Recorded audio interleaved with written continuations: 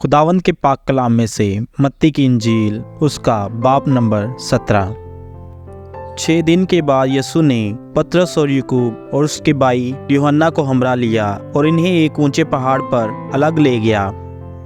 और उनके सामने उसकी सूरत बदल गई और उसका चेहरा सूरज की मानद चमका और उसकी पोशाक नूर की मानद सफ़ेद हो गई। और देखो, मूसा और एलिया उसके साथ बातें करते हुए उन्हें दिखाई दिए।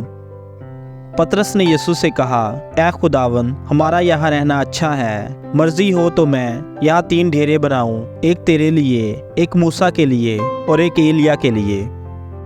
वो ये कह ही रहा था कि देखो, एक नूरानी बादल ने उन पर साया कर लिया और उस बादल में से आवाज़ आई कि ये मेरा प्यारा बेटा है जिससे मैं खुश हूँ, इसकी सुनो।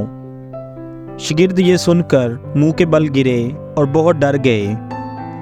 यीशु ने पास आकर इन्हें छुआ और कहा, उठो, डरो मत। जब उन्होंने अपनी आंखें उठाईं तो यीशु के सिवा और किसी को न देखा। जब वो पहाड़ से उतर रहे थे तो यीशु ने इन्हें हुक्म दिया कि जब तक इब्ने आदम मुर्दों में से ना जी उठे, जो कुछ तुमने देखा है किसी से इसका जिक्र ना करना। शागिर्दों ने उससे पूछा कि फिर फकीह क्यों कहते हैं कि एलिया का पहले आना ज़रूर है। उसने जवाब में कहा, एलिया अलबत्ता आएगा और सब कुछ बहाल करेगा। लेकिन मैं तुमसे कहता हूँ कि एलिया तो आ चुका और उन्होंने उसे नहीं पहचाना, बल्कि जो चाहा उसके साथ किया। इसी तरह इब्ने आदम भी उनके हाथ से दुख उठाएगा। तब शागिर्द समझ गए कि उसने उनसे यूहन्ना बपतिस्मा देने वाले की बाबत कहा है। और जब वो भीड़ के पास पहुँचे तो एक आदमी उसके पास आया और उसके आगे घुटने टेक कर कहने लगा, ऐ खुदावन, मेरे बेटे पर रहम कर, क्योंकि इसको मिर्गी आती है और वो बहुत दुख उठाता है, इसलिए अक्सर आग और पानी में गिर पड़ता है। और मैं उसको तेरे शागिर्दों के पास लाया था, मगर वो उसे अच्छा ना कर सके। यीशु ने जवाब में कहा, ए बेअतकाद और कुजरू नस्ल, मैं कब तक तुम्हारे साथ रहूँगा? कब तक तुम्हारी बर्दाश्त करूँगा? इसे मेरे पास लाओ। यीशु ने उसे झिड़का और बदबू से निकल गई और वो लड़का उसी घड़ी अच्छा हो गया। तब शागिर्दों ने यीशु के पास आकर खिलवत में कहा, हम इसको क्यों न निकाल सके?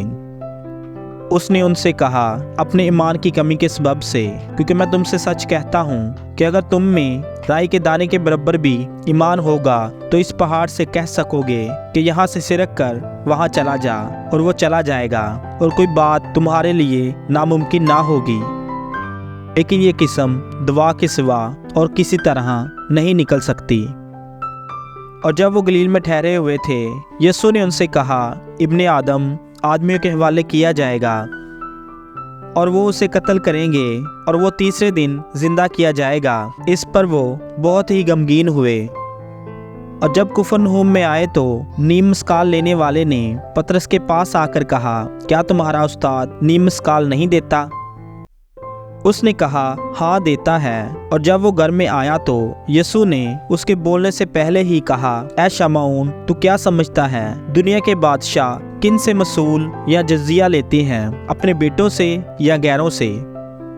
जब उसने कहा गैरों से तो यीशु ने उससे कहा, बस बेटे बरी हुए। लेकिन मुबादा हम उनके लिए ठोकर का बाइस हों तो झील पर जाकर बंसी डाल और जो मछली पहले निकले उसे ले, और जब तू उसका मुंह खोलेगा तो एक मस्काल पाएगा, वो लेकर मेरे और अपने लिए इन्हें दे।